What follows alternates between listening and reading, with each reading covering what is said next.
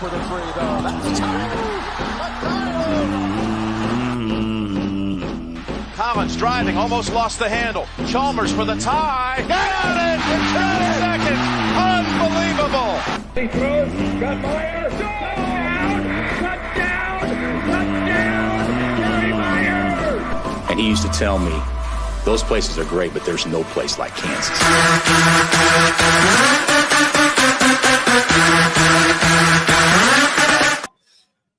What is good, everyone? Welcome into another episode of Ain't No Seats.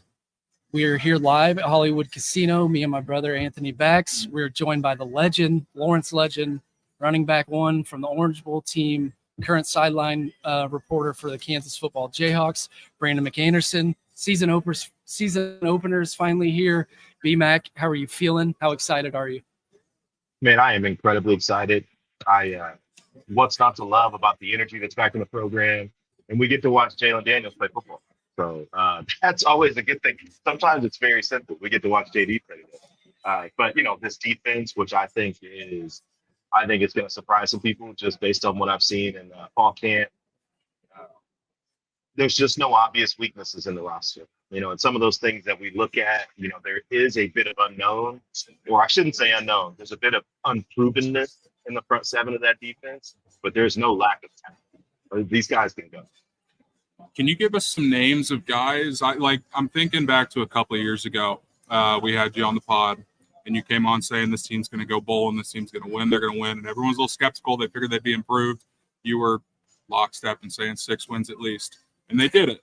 So now I'm asking you, can you give us some names of some guys that might be, fan base might be sleeping on, maybe some new names, freshmen, transfers that give you the confidence in the defense that's, hopefully to be even more improved than it was last year? I'll start with Cornell Wheeler. I mean, you saw him named team captains. You actually saw his uptick in production and talent towards the end of the season. He was more of like a nickel sub linebacker. But what he brings is speed, awareness, impact tackling. I think what you'll see athletically is a improvement at the linebacker level. JB is obviously one of the biggest freaks in the program. I think we already knew that. But Cornell is of the same ilk in terms of being able to accelerate, finish people, be an impact tackler, and then make plays in the passing game, which is a little underrated part of that. A player I would say that people have kind of forgot about is Ronald McGee. Ronald McGee, when he was here at the beginning of his tenure, was a defensive tackle, playing at 280, 290, interior 3 technique type of guy. He's down to 265, and they bumped him outside. So what you're going to see is a guy that can add some depth there, a guy with lots of experience. And then the transfer I would point out is also in that front seven. Dylan Woodkey is so physical. I mean, he's just an old player that knows what he's looking at. And if you're going to block him, pack a whole lot. So these are guys that I don't know if they'll clash, but they'll be productive and they'll be important. We're obviously going to get into the roster a lot more, but we were at the NIL event at Johnny's Tavern a couple weeks ago, and Brian Haney said something that has stuck with me for a couple weeks because I really hadn't thought about it, but he said it's the most anticipated football season in Kansas history. What do you think about those comments, and do you agree? Oh, it's absolutely true. I can't think of a time where national media pundits were just openly saying, I could see this team playing for a Big 12 championship. I could see this team being a playoff team. Some of the FPI projections, have us with a chance to make the playoffs. You had 3 players in the top 100 by several publications. So there's star power, there's experience, there's championship coaching, because everybody, you know about Leipold, you know about the people that came with them. These guys are champions. But then you bring in a guy like Jeff Grimes, who won a national championship at Auburn as an offensive line coach. So you have championship experience. You have people that are used to playing with expectations. And I think just the combination of all those things makes it so this is the most anticipated season in KU football history. So you touched on Jeff Grimes. He's obviously had success. He was at BYU with Zach Wilson. He had success at Baylor too. What can fans expect from him? And I guess what will you see scheme-wise from Jeff Grimes? I think schematically it'll be similar. He likes pre-snap movement, likes tight end, likes to run the football. What I think another similarity too is that he's a coach that's known for working with what he has. At BYU with Zach Wilson, they were 7th in the nation in passing yards at 338 yards. I think they averaged 7.8 yards a play, which was number 1 in the nation. But then he goes to Baylor, and it's all ground-based. They're top 5, top 4 in running the football. So you know he's going to be able to adapt to what he has. But what I like for him, for this roster, is we are going to be able to consistently run the football in a different way than what we've done. Because I say that because a lot of our run game included window dresses, motion guys. Not that we had to, but it's kind of just part of the system. I think what you'll see tonight is that they'll be able to physically control the game in a different way. And I think that's a product of Grimes and the way he teaches the game. Like, we'll be better at base run principles than we were under Koenig. And I know that Koenig is a great offensive coordinator. Obviously, you got to play millions of dollars to go be one of the best schools in the country. But please don't look at Jeff Grimes and not see a 2-time Royals Award finalist, coach 2 quarterbacks to Heisman finalist status, coach 2 running backs to 1,000-yard seasons in the same season. Like, this guy is accomplished. He's more accomplished than Koenig. It's not an argument. It's just true. So this guy is going to be important, and you're going to see some little wrinkles that as a running back I appreciate. Some under center stuff with a back and get the ball a little bit deeper, see it a little bit better. I am so excited for Browns in this offense. Yeah, you talked about the run game. I wanted to talk about the guys up front. Obviously, you lose Dom Pooney to the league. You lose Mike Nowitzki. You lose Armage. You lose Scott Fuchs, your offensive line coach. Are you feeling okay about the offensive line? Who are some guys that you can see stepping up front? I mean, if I said I felt okay about the offensive line, that would truly be an understatement. This offensive line is better. I say that unequivocally. Not necessarily, player for player, but they've got 8 starters right now. And Leipold said at the event in Shawnee, he could see it expanding to 10 by mid-season. And that's not hyperbole. What I like about this group is the physicality and size. You still got Mr. Reliable, Bryce Campbell. You still got Michael Ford Jr., who can play all 3 positions interior. Those guys are stalwarts. Kobe Bain comes back after a great year starting last year. So the versatility of Cable hopping over to the left.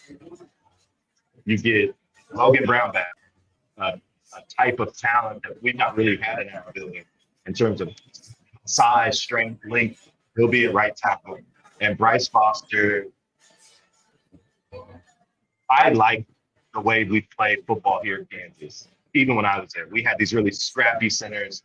These guys would fight hard to get leverage, and Bryce Foster is not that. This guy is a man.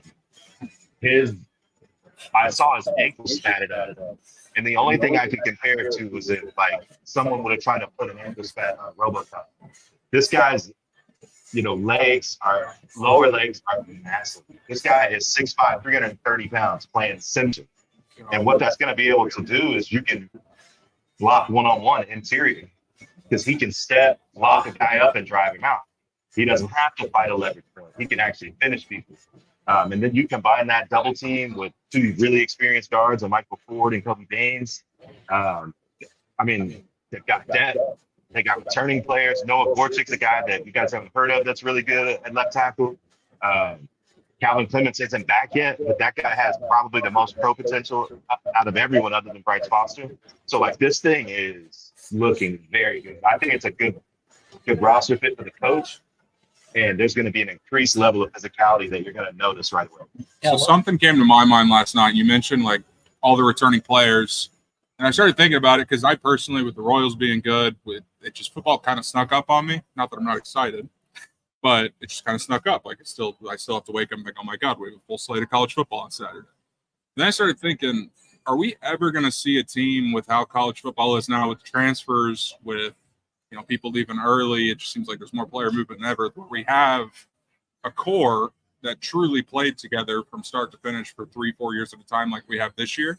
It just feels like, obviously, we know this year's going to be special and we're excited for it, but it seems like something we might never see again on the college football landscape, having a guy like a skill positions. We haven't had a new skill position player in 3 years. So talk to kind of the continuity with the group and just the future of college football more holistically, and how this roster is going to look a lot different maybe next year after. in that I think that's been the strength of Leipold and his staff already, is that people aren't keeping guys like Cornell Wheeler, because Cornell really wasn't playing. He was in a couple packages. The year before that, he was just a special teams player, but now his time's come and he's ready. Dean Miller last year, special team or a couple packages, not playing a ton. Right. Keaton Quebeca, who was a true freshman, superstar from Austin Westlake, he stayed. Jamil Prom didn't play redshirt, he stayed. Darius McGee from LSU gets injured, sits out, he stays. Logan Brown stays. They're staying because they want to be here. And I think if you look at it this way, the core of our team was almost exclusively the recruits of the previous regime. They didn't leave. After getting to know them, they didn't want to leave. After being asked to do new jobs, they never wanted to leave. And I think Leipold has been better at this than he gets credit for, in terms of he's in the transfer portal getting players, but he's not shopping at the top level, top shelf stuff. What he's looking for is production. He's looking for toughness. You'll see it in Javier Dare. You'll see it in Dylan Wadke. And he's bringing these guys in to compete for opportunities to play. He's not bringing in anybody to be starters, right? They got to come here and earn it, just like Logan Brown from Wisconsin. He wasn't in a position to start last year. He would have been a backup because he had to earn that position. So that he's built a culture that is dependent on hard work and development, and he plays a lot of people. So like last year, we played about 12 defensive linemen. We're going to play about 12 defensive linemen. So even if you're not playing as much as you might want to, you're playing and you're a part of something and you're winning. And it's going to be your time soon. I think he's almost kind of restored the way college football used to be in some interesting ways that, like I said, I don't know if he gets credit for. Yeah, so let's talk about the defensive line. Obviously, they're going to be rotating guys in and out. You got Tommy Dunn, DJ Withers, Caleb Taylor, Keenan Caldwell. Talk about that group, some guys you like, maybe some sleepers, and just, I guess, refresh the fans on the defensive front. Yeah, I kind of like all of them. I mean, Tommy Dunn Jr. is obviously my favorite. He's always been my favorite just because a big man like that, the way he can separate and get down the line of scrimmage, I think is unique, especially for a bigger player that can play inside and move out to that 3 technique. DJ Withers is so improved from last year. He was good last year. He's so improved from last year. He looks different. I was asking people if he got taller or something. He's 6'4", 295 now. He was already very good at getting up the field and getting separation on passing downs. I think you'll see an increased production from him on rundowns. Caleb Taylor is a hoss. He's able to push the pocket, get separation, and rush the passer. I love that guy. Javier Dare has played championship football his whole career at North Dakota State, and he's coming here to show people what that's like. He's going to be productive. Keenan Caldwell, there's never been any questions about his talent, just about his availability. Last year, he was available a lot, had a really good season, big, thick nose that's more athletic than he gets credit for. So there's, out of that D tackle position, that's 6 guys. Marcus Calvin, the redshirt freshman, he's very quick, good hands. I think he'll contribute in some way. No weaknesses, and plenty of production and plenty of different types of players. Because now when I am truly sub-packaging, I can put a whole different type of defensive tackle in to kind of give you a different look. Or if you're a power team, maybe I'll go with Keenan Caldwell and Caleb Taylor a little bit to just counteract some of that interior power. You just have options galore on that defensive line. Now, you may say they don't have a star, but we didn't know Austin Booker was going to be a star at this point last year either. They've got plenty of guys that can fill that role. First off, Jeremy Robinson is a stud. He's been a stud for a long time. He battled some health stuff late in the season. I think you'll see an improved Jeremy Robinson. I talked about Ronald McGee, who didn't even make the 2D. He'll be a contributor, 260, old veteran, grizzled player. Dean Miller, a speed rusher with length, 6'5", 230. DJ Warner, all the heights, deserves it, as athletic and physical as anybody will see. I'm super excited to see him tonight.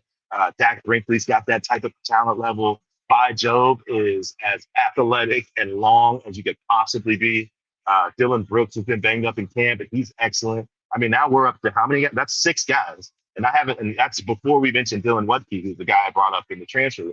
So you see what I'm saying? Like, you think about it in your mind and you're like, who did we lose? And you're like, oh, we lost it. We might not have it. But if you just look at it, they haven't really lost anything because they've got a ton of depth and talent, similar to that offensive line, where we don't know if there's a Cooney in that offensive line yet. We don't know who the star is or where they're going to pop out. but there's no doubt about the consistency across the board from player to player. Yeah, while we're on that side of the ball, let's touch on the secondary a little bit. Obviously, everyone knows about Kobe Bryant, Melo Dotson. Let's talk about the safeties a little bit. You're a huge Marvin Grant guy. I think a lot of people have touched on O.J. Burroughs having one hell of a camp this fall. So touch on the secondary, touch on those safeties, and what you can expect from them. OJ has been my favorite player to watch for maybe the last 2 years.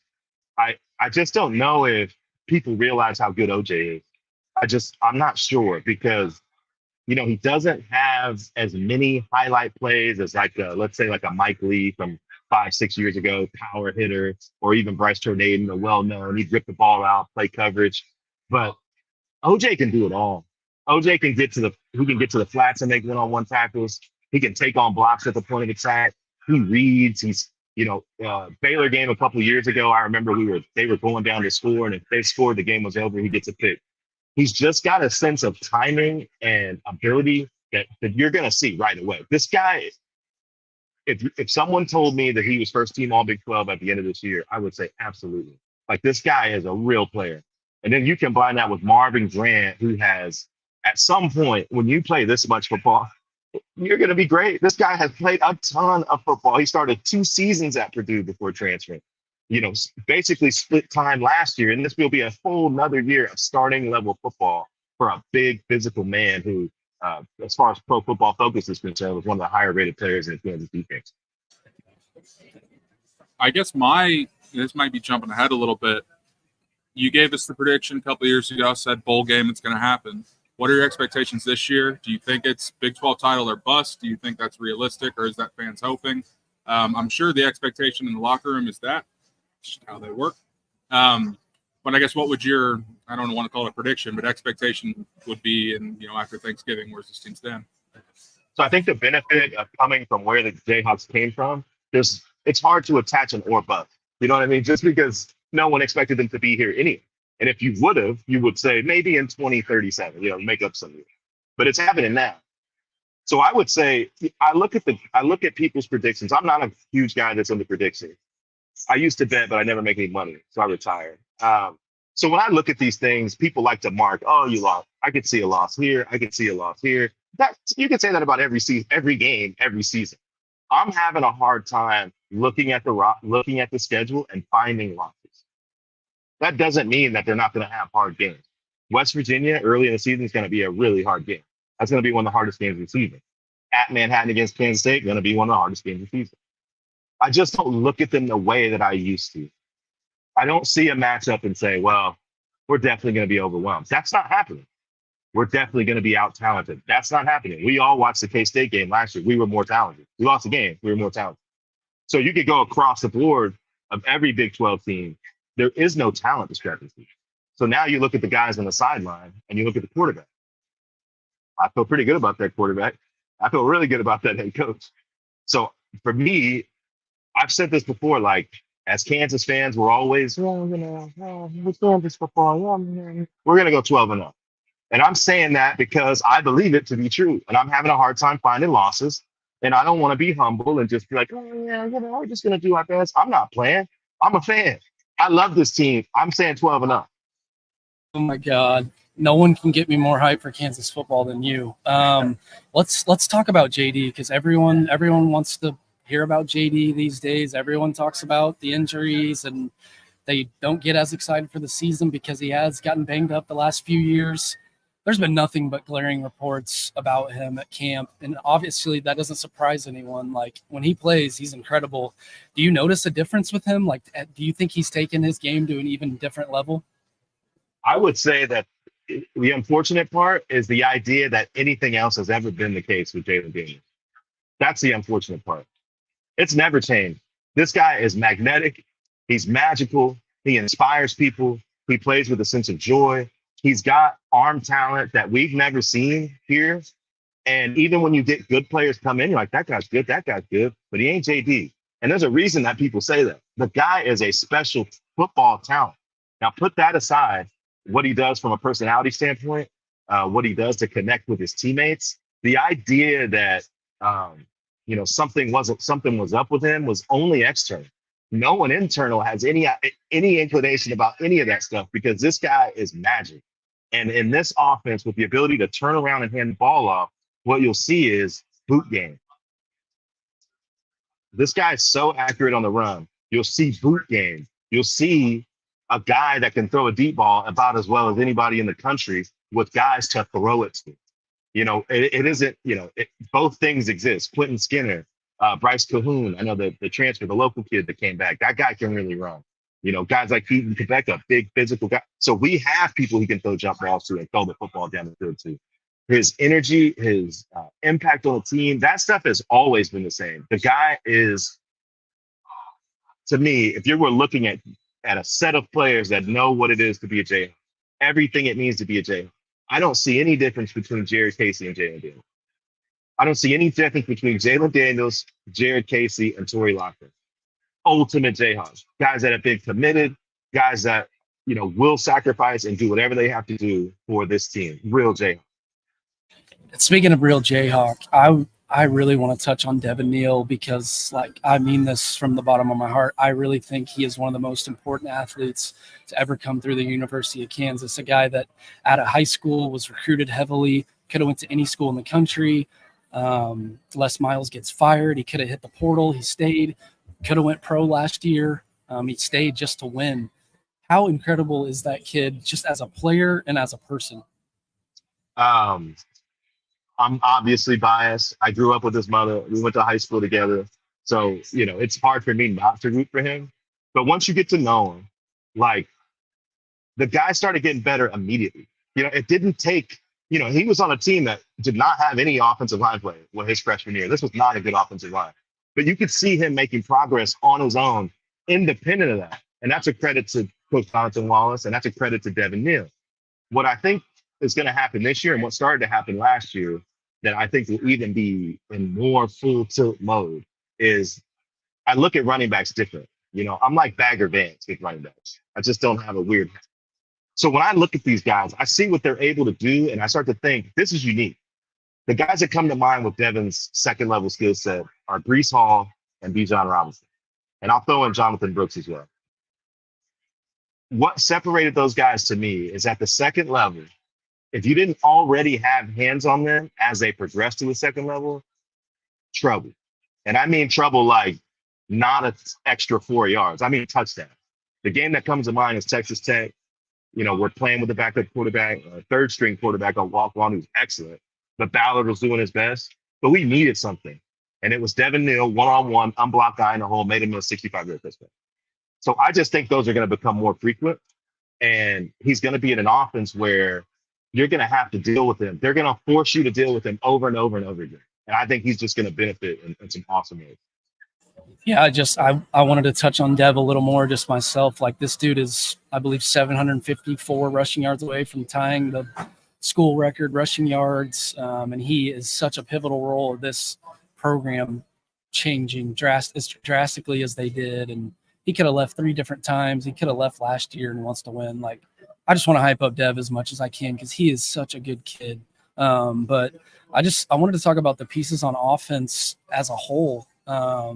I personally think they can be the best offense in the Big 12, one of the best in the country. Obviously, Luke Grimm back, LJ Arnold's back, Q Skin's back, Trevor Wilson's another guy that I've heard had a good camp. And then you have one of the best QBs in the country, one of the best running back rooms in the country. Would you say this will be the best offense in the Big 12? Absolutely. I don't see why not. One of the things I like about there may not be, similar to Progoniki, to where we weren't always at the top of every statistical category because we were playing a certain style. So I think you'll see some of that. Being able to possess the football will be important because it keeps your defense fresh and you play in a league where a lot of people like to run hurry up.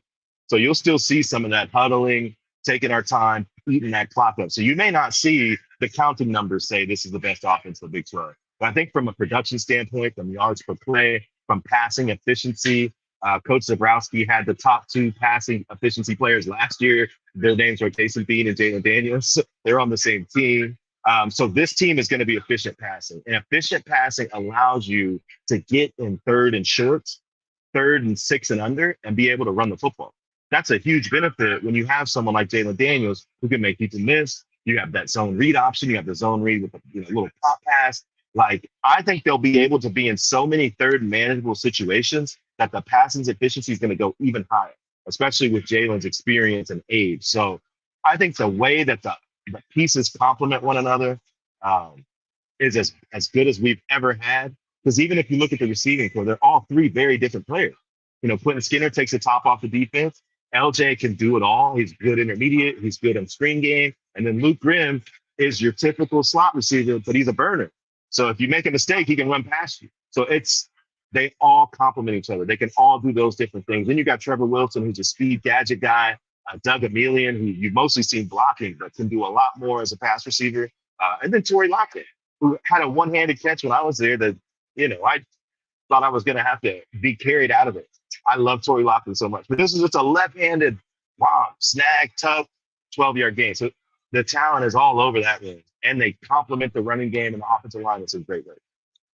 What kind of similarities, because you're throwing out 12-0, a lot of people are having those expectations to win a championship. What kind of similarities do you see in the 07 team and this team? Because you're just talking right there, just naming the receivers, kind of going through experience, the running back room experience overall. But you were in that locker room and you're close to the team now. What similarities do you see, differences do you see to kind of model that double-digit win season that we've been waiting for since then? So the similarities I would say is that your star players are your leadership. That's important. I know one of the most important things to our growth in that Orange Bowl year was Aqib Talib's personal growth and what he became as a leader. I think you're seeing that with Devin, and you're seeing that with JD. You're seeing that with Cornell. You're seeing it with guys like Melo and Kobe, who are now the OGs and the vets. So I think that some of that carryover is there. I think from a physicality standpoint, it's not close. We didn't look anything like that, okay? We didn't look like this team's going to look physically. And I mean that. Like, the first time you see them on the field, you're going to be a little surprised. I see them all the time, and I was surprised. Like, they are so much bigger physically than they were last year, and I don't even know what you would attribute it to. They're just a big physical group. So I would say the similarities are there in the talent. They're there in the experience. I would say the edge that they have, and the thing that I appreciate about this program the most, about where it's at, is the things that are behind these guys. Man, the guys that aren't playing this year are very good. So, like, these guys are going to be able to gain experience. You're going to see them sprinkled in to get their 4 games to play a little bit and see what they got. But I would say that's the thing I like the most, is that they're further along behind their starters, much further than we were.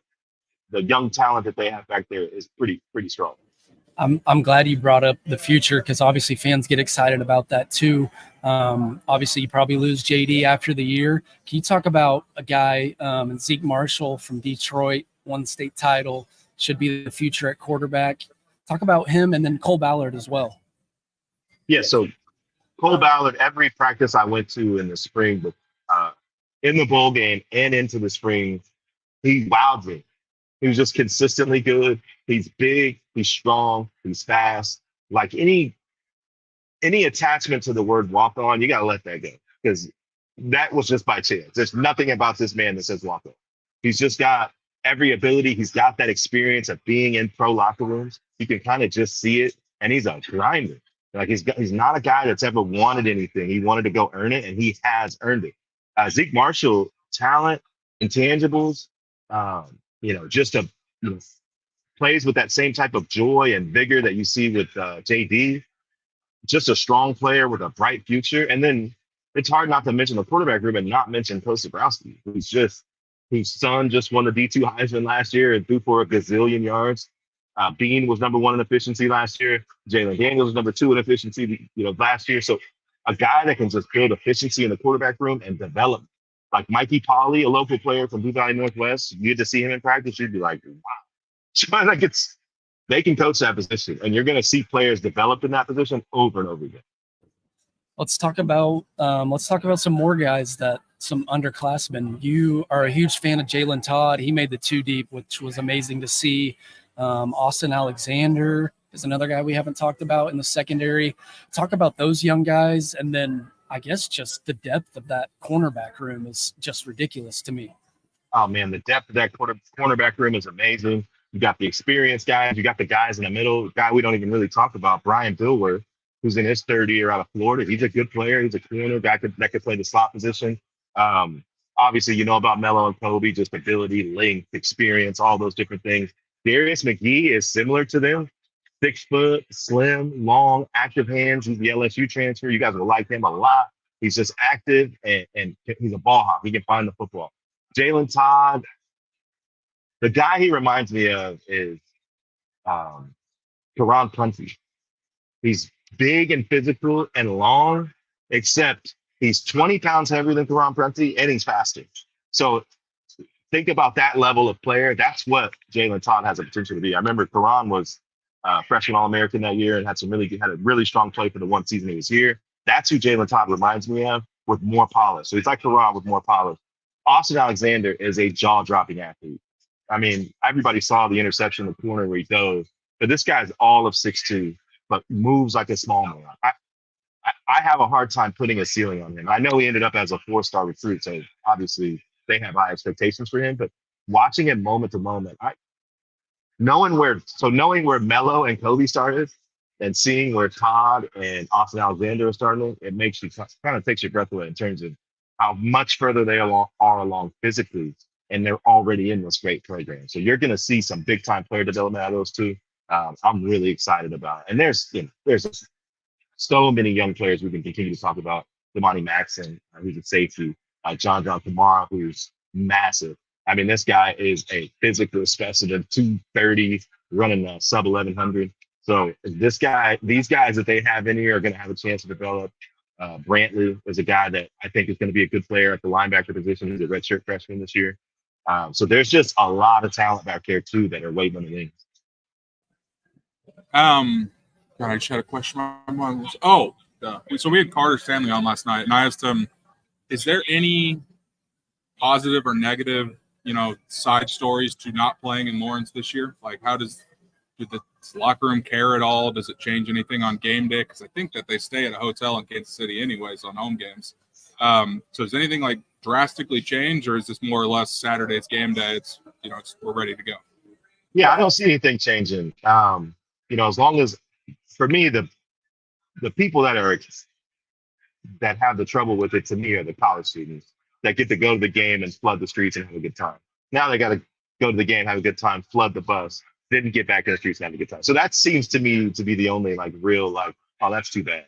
But other than that, as a player, you don't care. We played games. We played 3 games at Arrowhead. I didn't feel any different about it. It didn't feel like the home crowd was less. It's just cool. We had to play at Arrowhead.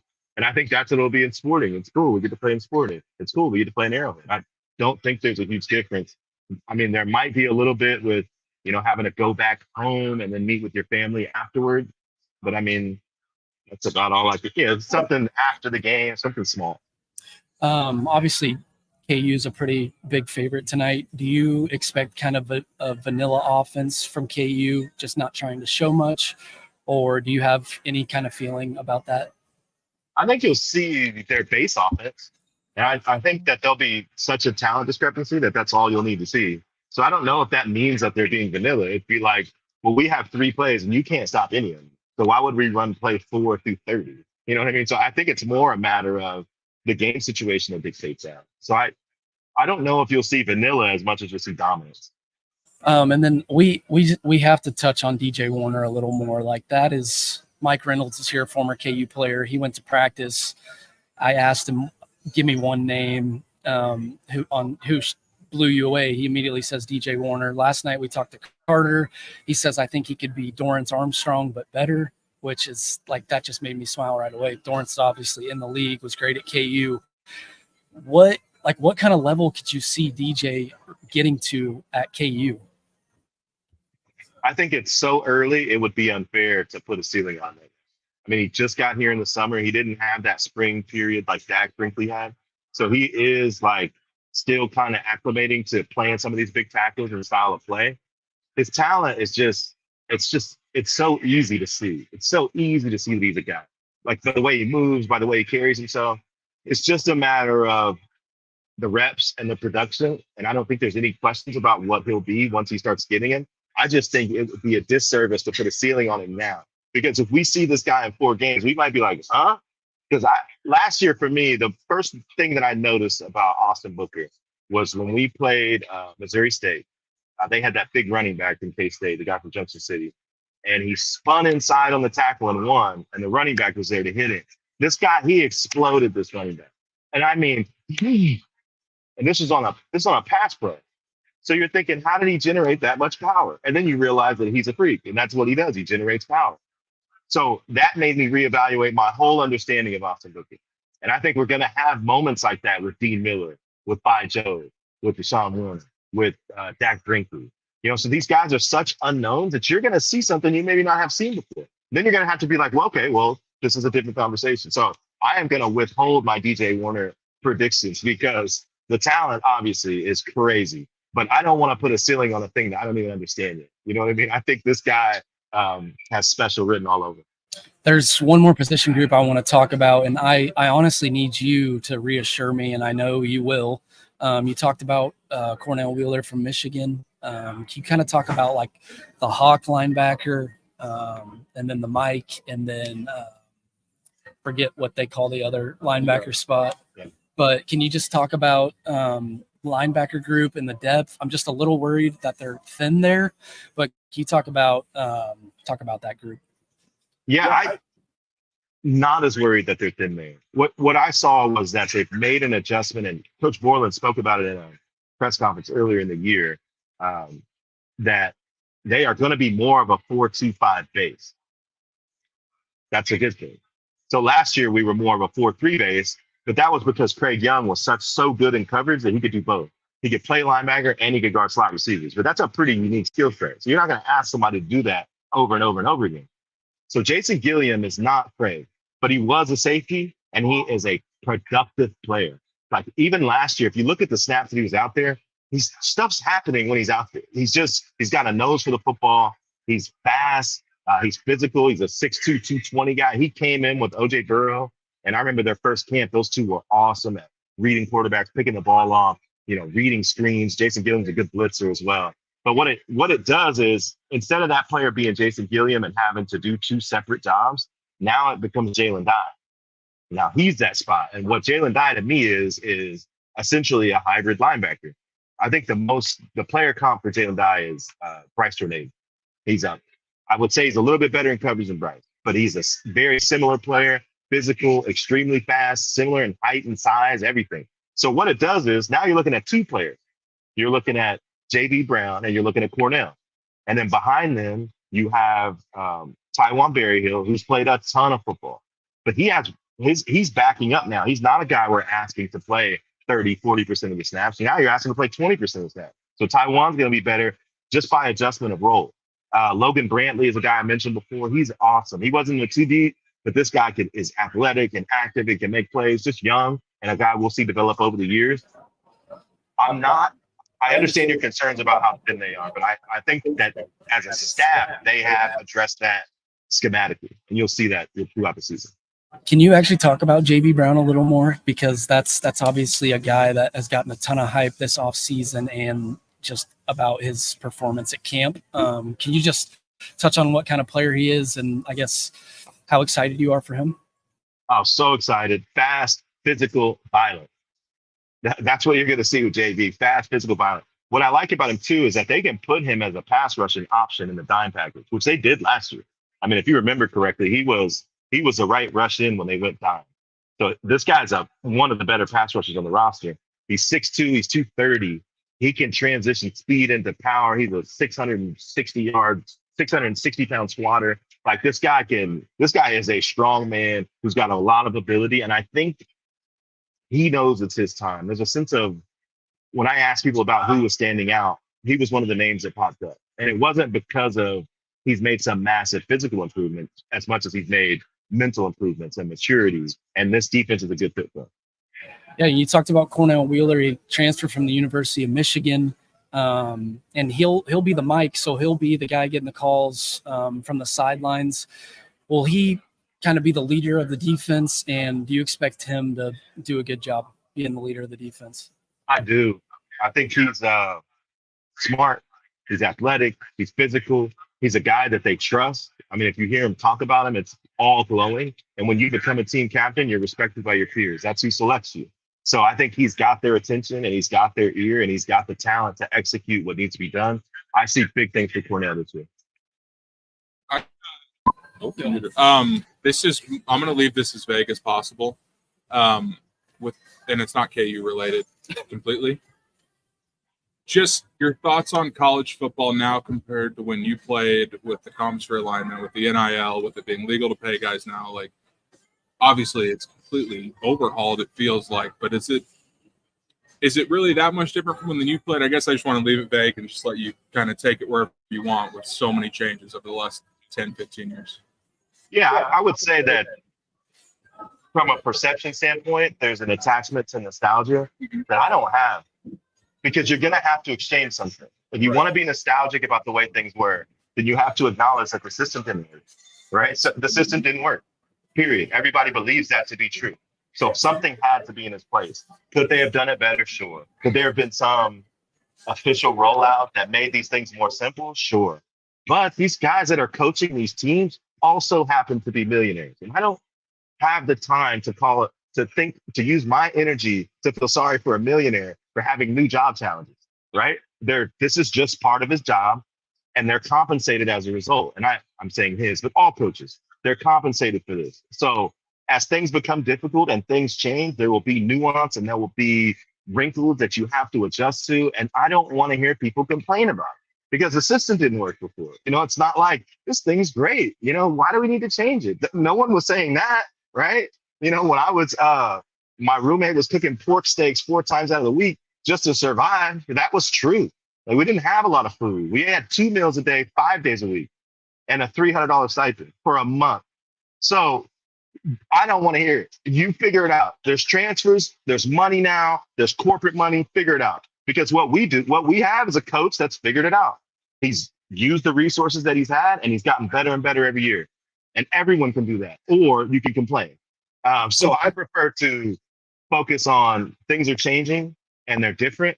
And I love it still the same. I have no attachment to how much money people are making. I don't pocket watch. I'm not a hater. Make as much money as you can. If I can help them make money, I will help them make money. I do it every chance I get. So for me, I love the way that things are changing. I love that we're being forced to do things differently. And I love that I still get to wear Kansas on my shirt and cheer for my favorite team every day. So, the things about the bad things are easy to focus on. I just don't have the energy for it. But it's like my biggest thing, and this is with the playoff, like people are like, well, what do we need the 12-team playoff for? Why are we changing this? Clearly a money grab. To a point that's true.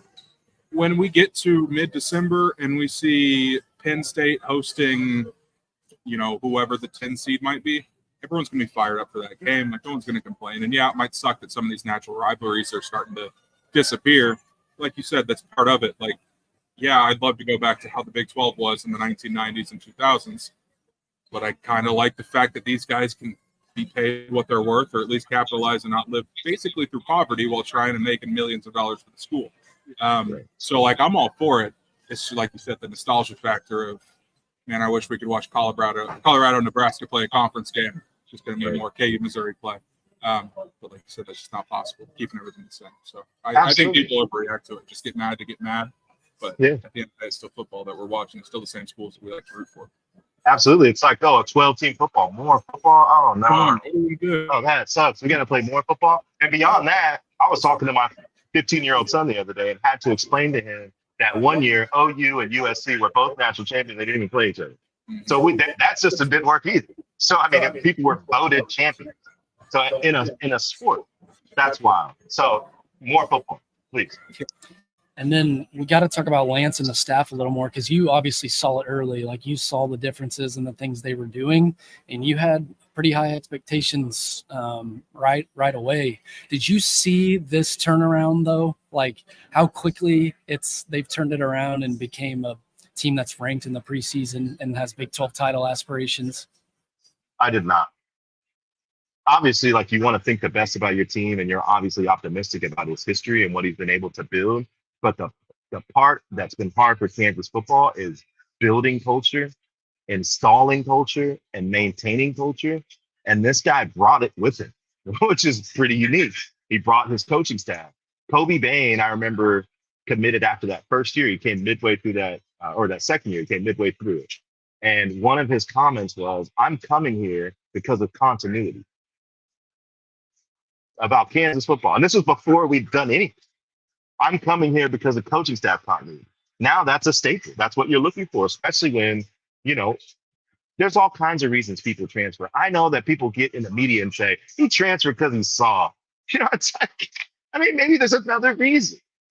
And what it makes me think about is how you fit with a certain staff. What if you got recruited by a DB coach that you loved and that was your connection to it, and he leaves? And now you don't feel as connected, and now you don't feel as appreciated. Should you stay and figure it out? Maybe. Should you look for greener pastures? Maybe. Who's to say? These are kids. They're making decisions based on a lot of different elements. And coaching staff is a big part of that. So when I look at Leipold and his coaching staff, their ability to incorporate a lot of people, play a lot of people, develop a lot of people, support a lot of people, speaks well for what they want to create in the future. And then there's just great coaches on the staff. There's just great coaches on the staff. Coach Nebraska's a great coach.